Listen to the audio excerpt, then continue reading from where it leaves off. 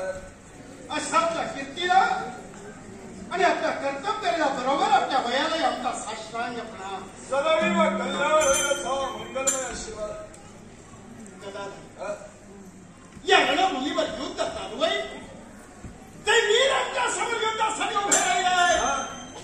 ते पराभूत होऊन मार्गक्रमण करू लागले आणि अशा वेळी तुमची पावलं इथपर्यंत वळली गेली. आम्ही काढतो पण तरी युद्धातून वीर गेले तरी पांडव कोणी सामान्य नव्हे.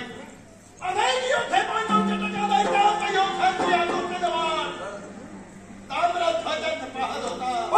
ताम्रध्वज आमच्या एकच विनंती आहे. कोणती विनंती? जो अश्व तुम्ही बंधन केलात त्याच अश्वाच्या मुक्ततेसाठी गदाधराची पावलं इथपर्यंत वळली. माननीय मग ते बंधन सुरू झालंय. तो अश्व जर सुखासुखी जायचं असतं तर हा संघर्षात घडला नसता. म्हणून चला माझी तुम्हाला विनवणी आहे. अश्वाची मुक्तता होणार नाही. आणि अश्वाची मुक्तता केल्याशिवाय गदाधर सुद्धा माघारी मलाही पळायचं की तुम्ही कोणत्या जीवनाची गाडी गोडी विचाराने आकडे.